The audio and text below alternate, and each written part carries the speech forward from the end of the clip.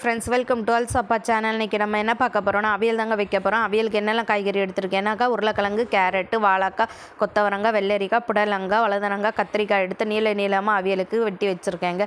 நம்ம அவியலுக்கு தேங்காய் எண்ணெய் தான் யூஸ் பண்ணோம். தேங்காய் எண்ணெய் ஊற்றி கடுகு, ஜீரகம், கருவேப்பிலை நறுக்கி வச்சுருக்கேன். காய்கறி போட்டு நல்லா வதக்குன்னு வதக்கிடலாம். கொஞ்சம் போல் உப்பை போட்டு நல்லா வதக்கிட்ட பிறகு நம்ம மூடி போட்டு அடுப்பை சிம்மில் ஒரு 10 நிமிஷத்துக்கு காயை வேக விட்டு எடுத்துடலாங்க. தண்ணி ஒன்றும் ஊற்ற வேண்டாம். நம்ம காயிலேயே தண்ணி நமக்கு வருங்க, வெந்துடும். நம்ம இன்னும் தேங்காய் அரைச்சி கொண்டு வந்துடலாம்.